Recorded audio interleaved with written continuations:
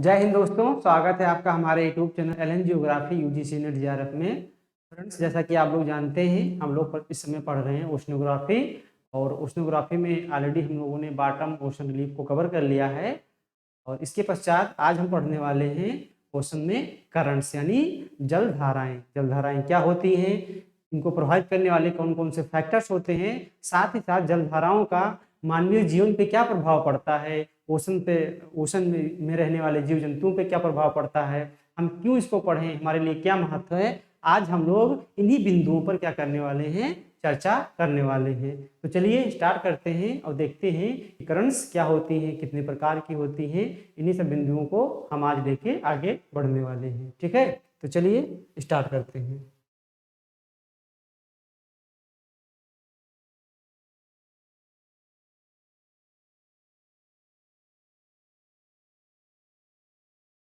Ocean current यानी महासागरीय धाराएं। तो आइए समझते हैं कि महासागरीय धाराएं बेसिकली होती क्या हैं। ठीक है, आइए देखते हैं। ये मान लीजिए कोई क्या है, महासागर है। क्या है, महासागर है। ठीक है, तो जो महासागर होता है, महासागर के पृष्ठ पे यानी इसके सरफेस पे, ठीक है, महासागरीय पृष्ठ पर एक निश्चित दिशा में चलने वाली जो महासागरीय धाराएं होती हैं यानी महासागरीय जल होता है, यानी महासागरीय पृष्ठ पर एक निश्चित दिशा में अब जो महासागरीय जल होता है उसके आगे बढ़ने को क्या बोलते हैं, करंट्स बोलते हैं। इसमें बस इतना ध्यान रखना है कि करंट्स किसे बोलेंगे, जो महासागरीय पृष्ठ है, इस पृष्ठ पर जो है एक निश्चित दिशा में जो महासागरीय जल क्या होता है, प्रवाहित होता है। ठीक है, उसी को क्या बोलते हैं, महासागरीय धाराएं बोलते हैं। क्या बोलते हैं, महासागरीय धाराएं बोलते हैं। ठीक है, महासागरीय धाराओं से रिलेटेड कई टर्मिनोलॉजी है। ठीक है, जिसका जो है प्रयोग हम लोग महासागरीय धाराओं के संदर्भ में करते हैं, लेकिन उनमें क्या है, थोड़ा थोड़ा मूलभूत क्या होता है, अंतर होता है। तो आइए देखते हैं कि उसमें मूलभूत अंतर क्या होता है। जैसे हम लोग आगे जब बढ़ेंगे तो एक पढ़ेंगे ओशियनिक ड्रिफ्ट यानी महासागरीय प्रवाह। क्या बोलते हैं इसको, ओशियनिक ड्रिफ्ट को महासागरीय प्रवाह। तो महासागरीय प्रवाह क्या होता है, ये भी एक प्रकार की महासागरीय धाराएं होती हैं, लेकिन इसमें क्या होता है, जो इसकी बाउंड्री होती है, जैसे जब कोई महासागरीय धारा ऐसे प्रवाहित होती है तो देखने पर आपको पता चलता है कि यहाँ से वाटर क्या हो रहा है,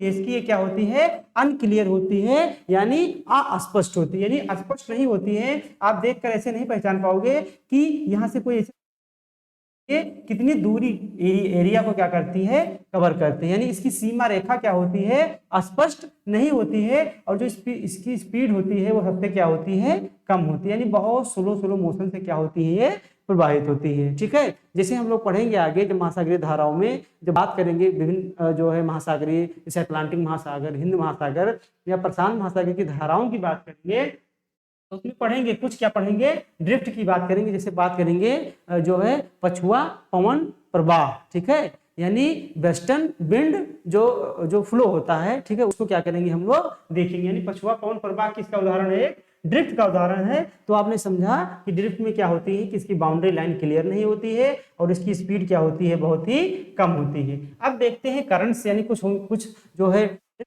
का प्रयोग करते हैं, कहीं कहीं पर हम प्रयोग करेंगे करंट्स का, यानी धाराएं, यानी महासागरीय धाराएं क्या होती हैं। तो महासागरीय धाराओं में क्या होता है, ये बेसिकली क्या होगा, जब ये फ्लो करेंगी तो इसमें जो बाउंड्री होता है वो क्या होता है, बहुत ही क्लियर होता है, यानी आप देखकर बता सकते हैं कि ये कौन सी धारा जा रही है, ठीक है, किधर की ओर जा रही है। और जो इसकी स्पीड होती है इस ड्रिफ्ट की तुलना में क्या होती है, तेज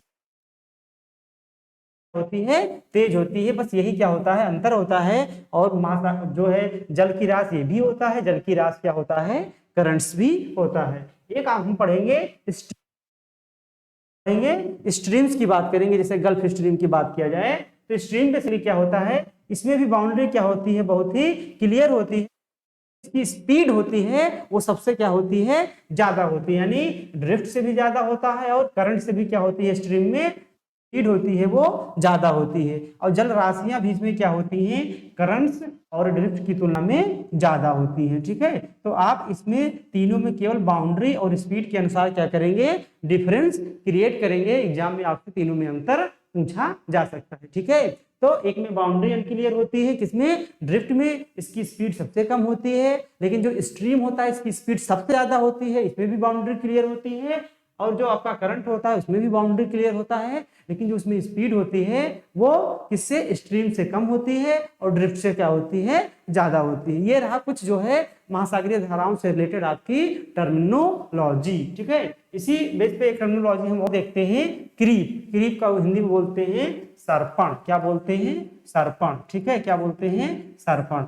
ठीक है, तो ये मान लीजिए क्या है, कोई महासागर है। ठीक है, महासागर में जो नितल में धाराएं चलती हैं, ठीक है, जो भी धाराएं चलेंगी उसकी तली के आसपास चलेंगी, नितल में चलेंगी, तो उन धाराओं को बोलते हैं क्रीप। क्या बोलते हैं, क्रीप। ये भी आपको क्या करना है, याद रखना है, क्योंकि ये सब टर्मिनोलॉजी एग्जाम में कई बार पूछे जा चुके हैं और पूछे जाने की क्या है, संभावना है। अब बेलिंग क्या होता है, अब बेलिंग का मतलब हुआ नीचे से जो जल क्या होता है, ऊपर की ओर प्रवाहित होता है। ठीक है, मान लीजिए ये कोई जो है महासागर, यानी इस तट पर या इस तट पर जो नीचे से जल क्या होता है, ऊपर की ओर प्रवाहित होता है, की ओर ऊपर की ओर प्रवाहित होता है, उसे क्या बोलते हैं, उसे बोलते हैं अपवेलिंग। ठीक है, तो जितने भी आपको अभी शब्द बताए गए हैं, शब्द को जो है आपको क्या करना है, अच्छे से लर्न करना है, और इसमें जो आपको अंतर बताए गए हैं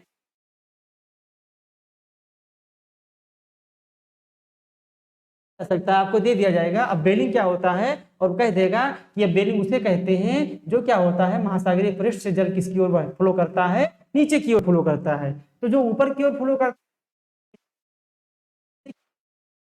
हैं डाउन बेलिंग। क्या बोलते हैं, डाउन बेलिंग। ठीक है, ये भी आपको क्या करना है, याद रखना है। अब बेलिंग होता है और एक होता है डाउन बेलिंग। ठीक है, तो इतने टर्मिनोलॉजी को आपको क्या करना है, याद रखना है। अब चलिए करंट से रिलेटेड कुछ और पहलुओं को क्या करते हैं हम लोग,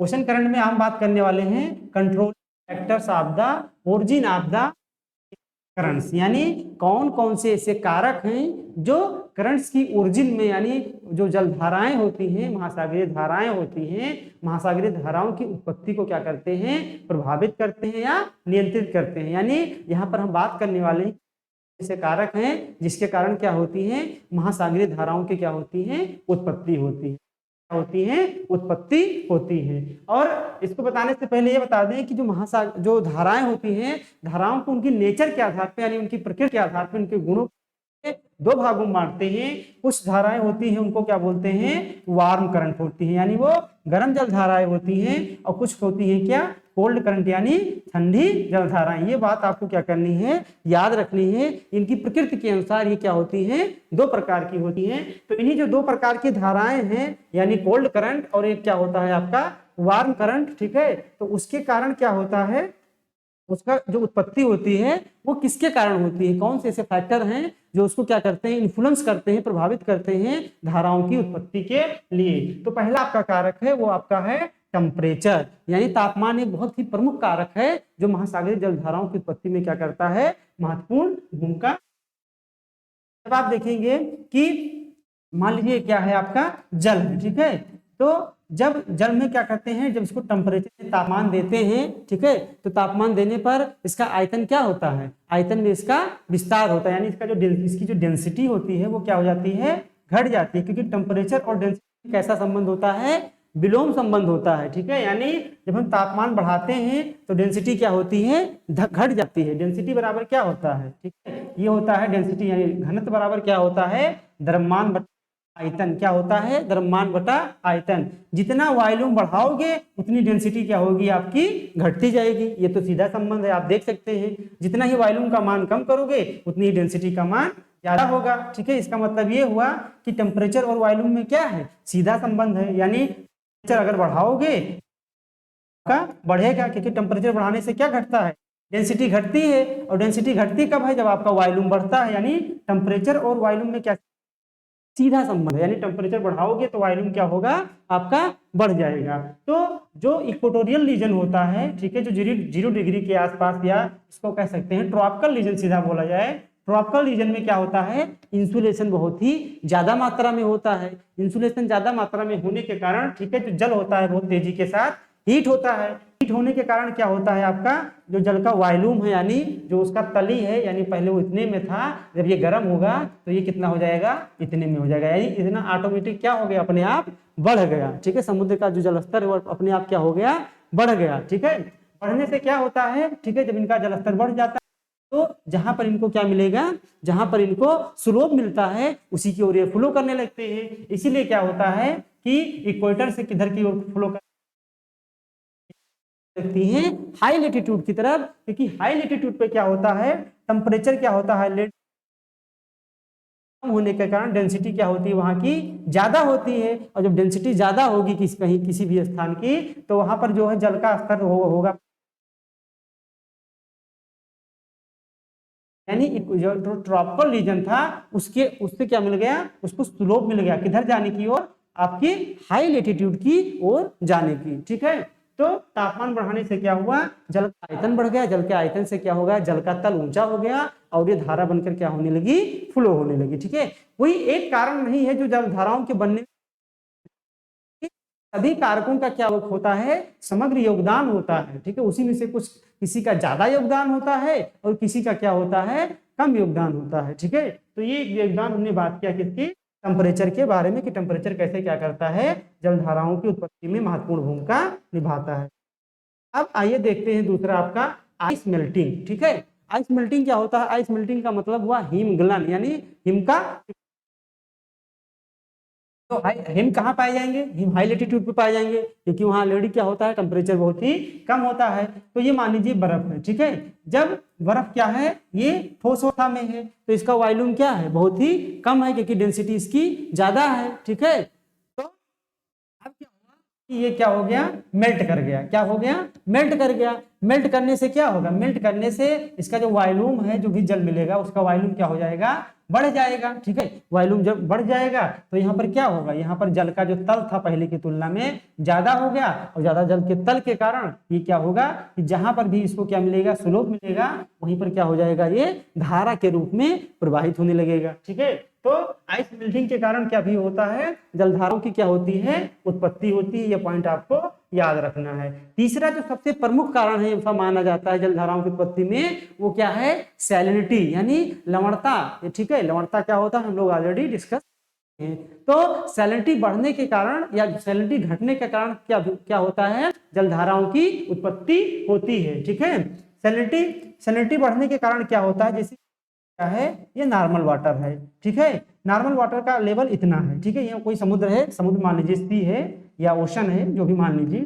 ठीक है, ओशन है, ओशन में यहाँ जल का लेवल इतना है। ठीक है, ये क्या है, ये नॉर्मल वाटर है। लेकिन अगर इसमें क्या मिल जाता है, इसमें मिल जाता है सैलिनिटी मिला दी जाती है, तो ये क्या होगा, थोड़ा सा डेंस हो जाएगा, और जो वाटर का लेवल इतना था अब ये घटकर कितना हो जाएगा, इतना, यानी सैलिनिटी अगर बढ़ा दी जाए, ठीक है, तो डेंसिटी क्या हो जाती है, ऑटोमेटिक बढ़ जाती है, और जो वाटर का लेवल होता है वो ऑटोमेटिक क्या हो जाता है, थोड़ा सा कम हो जाता है। क्या हो जाता है, कम हो जाता है। तो अब सैलिनिटी कम है या नहीं है और यहाँ पे सैलाइन वाटर है, तो यहाँ पर जल का तल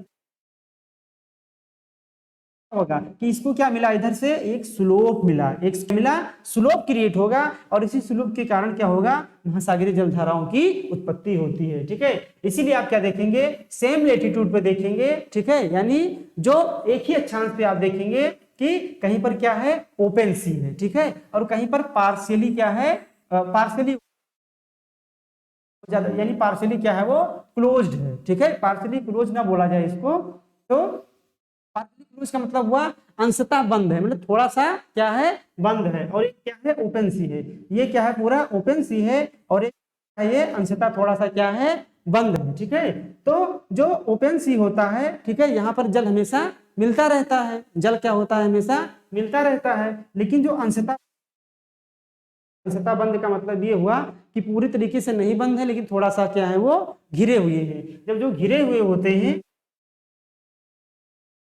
जाती है, ज्यादा देखी जाती है, तो कहीं पर इनकी सैलिनिटी ज्यादा देखी जाती है। दोनों में जो है सैलिनिटी के डिफरेंस के कारण क्या होगा कि जहां ज्यादा होगी तो ज्यादा, जहां पर सैलिनिटी होगी, ठीक है, मान लीजिए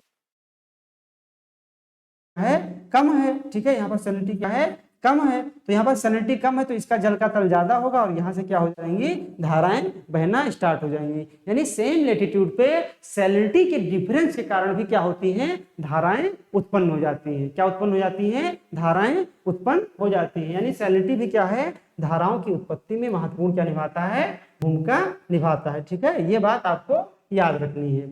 अगला आपका पॉइंट है बिंड, प्रिवेलिंग बिंड, ठीक है, यानी प्रचलित पौने।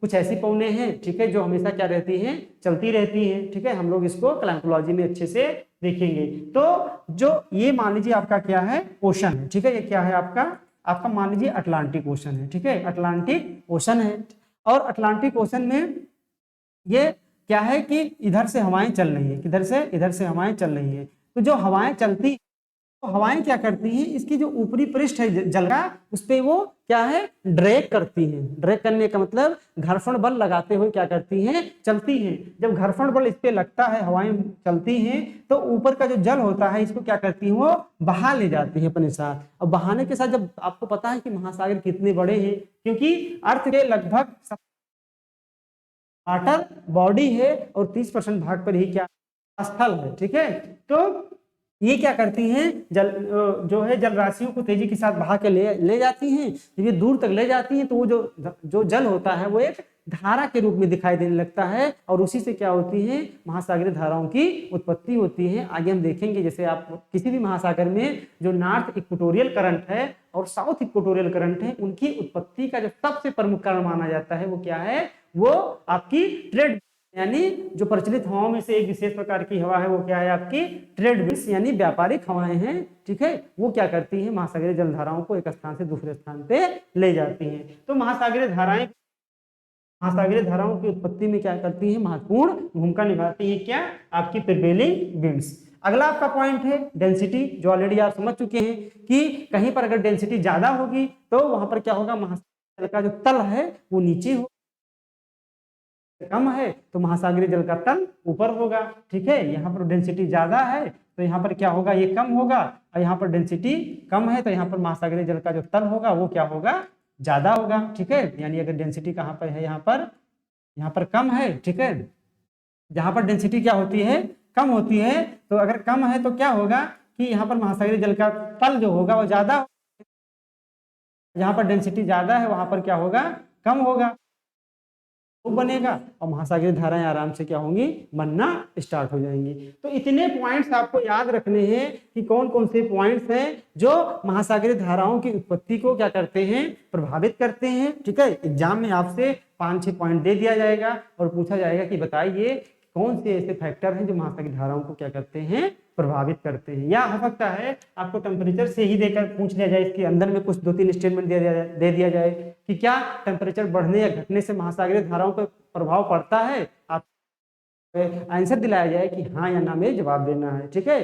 तो बिल्कुल पड़ता है। ठीक है, तो ऐसे ही आपको क्या करना है इसको कंसेप्चुअल आपको क्या करना है फ्रेमवर्क बनाकर तैयार करना है। ठीक है, अब आगे आइए देखते हैं यहाँ पर देखा को प्रभावित करने वाले कारण। अब आगे हम देखेंगे कि जो महासागरीय धाराएं हैं आपकी उत्पत्ति होने के बाद उनकी जो दिशा होती है उसको कौन प्रभावित करता है। यानी नहीं है कि कहीं पर ये महासागर है, यहाँ से महासागर ये आपका महासागर है। ठीक है,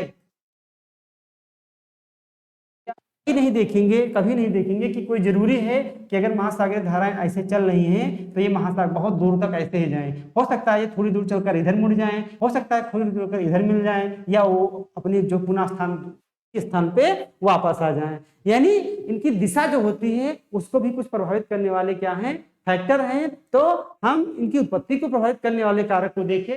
अब आइए बात करते हैं हम लोग इनकी दिशा को प्रभावित करने वाले controlling factors of the direction of oceanic current. यानी कौन कौन से ऐसे कारक हैं जो क्या करते हैं महासागरीय धाराओं की दिशा को प्रभावित करते हैं। ठीक है, तो पहला जो आपका प्रोमिनेंट कारण है वो है कोरियालिस फोर्स। ठीक है, कोरियालिस फोर्स क्या होता है क्लाइमेटोलॉजी में हम और अच्छे से डिटेल से बात करेंगे। कोरियालिस फोर्स बेसिकली क्या होता है कि जो आपका अर्थ है अर्थ के मूवमेंट के कारण, ठीक है, जो आपका पश्चिम से पूर्व की दिशा में अर्थ घूमती है उसके मूवमेंट के कारण एक प्रकार का बल उत्पन्न होता है। कोई कोरियालिस नाम विद्वान ने की थी। ठीक है, तो वो बल उत्पन्न होता है, उसी बल को क्या करते हैं, कोरियालिस बल कहते हैं। कोरियालिस बल क्या करता है, वो किसी भी वस्तु को, चाहे आप बात करें बंदूक से दागी गई गोली की बात करें, या आप धाराओं के बहने की बात करें, या बात करें आपके हवाओं के चलने की, ठीक है। जैसे आप यहां से क्या करते हैं कि यहाँ पर कोई शूटर है, ठीक है, तो शूटर अगर यहाँ से यहाँ क्या करता है कि गोली चलाता है, तो ये गोली एकदम सीध रेखा में, नाक की सीध रेखा में नहीं जाएगा कि 90 डिग्री पे जाएगा। क्यों? क्योंकि यहाँ पर फिर क्या पड़ रहा है, कोरियालिस बल कार्य कर रहा है, ठीक है। कोरियालिस बल के कारण क्या होता है कि जो आपका ये मान लीजिए है नॉर्थ हेमिस्फीयर और ये आपका है साउथ हेमिस्फीयर, तो कोरियालिस फोर्स के कारण कोई भी, चाहे वो जो है बंदूक की गोली की बात की जाए, या बात की जाए हवा की बात की जाए, या महासागरीय जलधाराओं की बात किया जाए, ठीक है, इन क्या होता है उत्तरी गोलार्ध में जाने पर क्या होगा कि मान लीजिए हवा चल रही है तो उत्तरी गोलार्ध में किधर मुड़ जाती है, अपने दाएं साइड में मुड़ जाती है। किधर मुड़ जाती है, दाएं साइड में, यानी राइट साइड में मुड़ जाती है, ठीक है। और अगर दक्षिणी गोलार्ध की बात किया जाए तो साइड में मुड़ जाती है। जैसे ही मान लीजिए कोई हवा यहाँ से चली, ठीक है, 0 डिग्री है, ये मान लीजिए अभी कहाँ है, साउथ हेमिस्फीयर में है, और जैसे ही इक्वेटर को क्रॉस करेगी ये अपने दाहिने मुड़ जाएगी और यहाँ पर अपने बाएं मुड़ जाएगी। ये बात आपको याद रखनी है कि कोरियालिस बल के कारण क्या धाराएं जो होती हैं वो उत्तरी गोलार्ध में अपने दाएं मुड़ जाती हैं और दक्षिणी गोलार्ध में अपने बाएं मुड़ जाती हैं। तो एक बहुत बड़ा फैक्टर है क्या को प्रभावित करने के लिए, ठीक है। एग्जाम में आपसे कंफ्यूज कराया जाएगा, आपसे पूछा जाएगा कि महासागरीय धाराओं की उत्पत्ति के कारक बताइए, और उसमें डाल दिया जाएगा कोरियालिस फोर्स। आप तो कहेंगे हाँ ये तो बात सही है, लेकिन ये बात बिल्कुल गलत है, क्योंकि ये उसकी उत्पत्ति को प्रभावित नहीं करता है, बल्कि उसकी दिशा को प्रभावित करता है। उत्पत्ति के बाद ये प्रोसेस कार्य करता है। ये बात आपको ध्यान से याद रखना है। दूसरा है कन्फिगुरेशन ऑफ कोस्ट, यानी जो तट होते हैं, किसके, महाद्वीप के तट होते हैं, वो भी क्या करते हैं, वो आपकी जो महासागरीय धाराएं होती हैं, ठीक है, वो उसको क्या करते हैं, प्रभावित करते हैं। जैसे ये आपका साउथ अमेरिका है, साउथ अमेरिका में ये है आपका ब्राजील, ठीक है। तो ब्राजील में छोटा सा यहीं पर थोड़ा, ठीक है, एक जो ब्राजील से निकला हुआ हिस्सा है इसको कहते हैं सारनाक, क्या बोलते हैं, सारनाक द्वीप, ठीक है, या सारनाक की जानिए इसको। तो उत्तरी गोलार्ध क्या है कि वो आपका, ठीक है, उत्तरी विषुवत रेखीय धारा आती है, रेखीय धारा क्या करती है, ठीक है, उत्तरी विषुवत रेखीय धारा, दक्षिणी विषुवत रेखीय धारा। तो ये क्या होता है कि आपका जो उत्तरी विषुवत रेखीय धारा है, ठीक है, या दक्षिणी विषुवत रेखीय धारा है, ये क्या करती है, इसी सारनाक द्वीप टकराती है। अब इसको जाना था इधर, लेकिन इसी सारनाक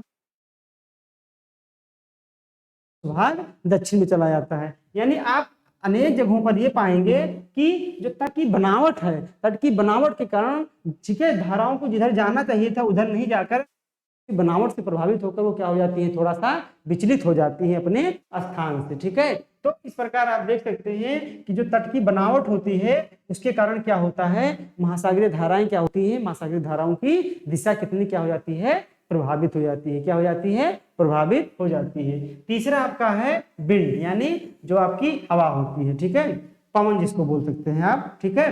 तो पवन किस प्रकार प्रभावित करती है, पवनों की जो दिशा होती है वो क्या होती है, कहीं कहीं पर बदलती रहती है। जैसे हम बात करें मौसमी पवनें, ठीक है, तो मौसमी पवनें उन्हें कहते हैं जिनकी दिशा मौसम के अकॉर्डिंग चेंज हो जाती है, ठीक है, मौसम के अकॉर्डिंग चेंज हो जाती है। मान लीजिए ये किसी मौसम में इस तरह से बह रही हैं, ठीक है, 6 महीना इस तरह बही और 6 महीने के बाद इनकी दिशा उलट जाती है, इस तरह बहने लगती हैं। तो जब ये इस तरह बहेंगी तो जो भी जल राशियां होंगी वो इस तरह प्रवाहित होंगी, तरह बहने लगेंगी तो जल राशियों को इस तरह प्रवाहित कराएंगी। तो आप देख सकते हैं कि 6 महीने में इनकी दिशा इस तरह रहती है, 6 महीने बाद इसकी दिशा इस तरीके का हो जाती है। ऐसा जो अनोखा दृश्य देखा गया है, इसका सबसे सटीक एग्जाम्पल दिया जा सकता है हिंद महासागर। हिंद महासागर में क्या होता है कि 6 महीने यहाँ पर क्या होता है, ग्रीष्म काल होता है, ठीक है, 6 महीने क्या होता है, शीत ऋतु होता है। यानी अगर देखा जाए इसमें से 2 ऋतु काटकर एक मोटा मोटा, तो हम ये देखेंगे कि ग्रीष्म ऋतु में क्या होता है, हिंद महासागर में क्या चलती है, दक्षिणी पश्चिमी मानसूनी जलधाराएं चलती हैं, ठीक है, मानसूनी धाराएं चलती हैं। किस दिशा जाए तो ये आपका हो गया नॉर्थ, ये हो गया आपका साउथ, ये हो गया आपका ईस्ट, ये हो गया आपका वेस्ट। तो ये किस दिशा में पड़ रहा है, ठीक है, यहाँ से चलती है। से, यानी ये दक्षिण से चल रही है और किधर से चल रही है, पश्चिम से चल रही है, ठीक है। तो ये दक्षिण पश्चिमी मानसूनी धाराएं चलती हैं, लेकिन 6 महीने बाद आप देखेंगे इसकी दिशा उलटकर उत्तरी पूर्वी मानसूनी धाराएं चलती है, नॉर्थ ईस्ट मानसूनी करंट चलने लगती है। उसकी दिशा कैसी हो जाती है, इस तरीके से हो जाती है।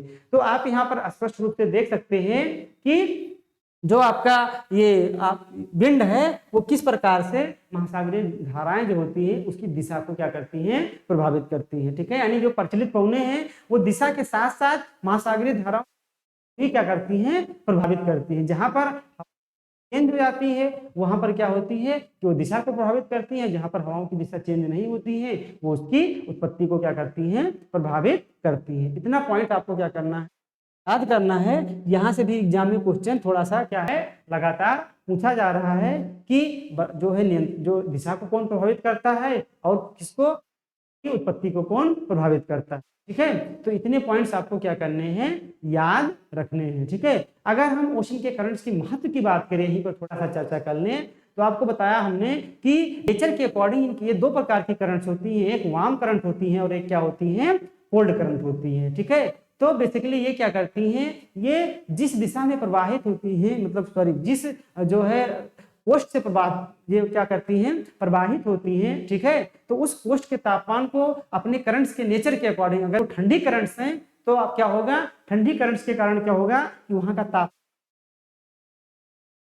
क्या हो जाएगा, ठंडा हो जाएगा। लेकिन जहां पर ये वार्म करंट चलती हैं, जिस भी कोस्ट के किनारे, महाद्वीपीय कोस्ट के किनारे, वहां का टेम्परेचर क्या होता है, वहां का टेम्परेचर जो है बढ़ जाता है, ठीक है। वहां का टेम्परेचर क्या हो जाएगा, बढ़ जाएगा। बहुत सारे ऐसे महासागरों के किनारे देखेंगे कि जब जो कोल्ड जो है करंट चलती हैं तो वहां की जो एक्टिविटी कैसी हो जाती है, और जो वार्म करंट चलती हैं तो वहां की एक्टिविटी कैसे हो जाती है। हम लोग इसको जब एक एक जो है ओशन की बात करेंगे, पढ़ेंगे, तो उसमें और अच्छे से देखेंगे। यानी महासागरीय धाराओं का क्या होता है, बहुत ही सामाजिक आर्थिक क्या है, पर्यावरणीय महत्व है, ठीक है। बहुत सारे ऐसे देखे जाते हैं जो है नाविकों के रूट्स बन गए हैं, जिनको पता है कि जलधाराएं क्या होती हैं, इधर से प्रवाहित होती हैं, तो उन धाराओं के सहारे वो क्या करते हैं, आराम से नाव को लेकर चलते हैं, ठीक है।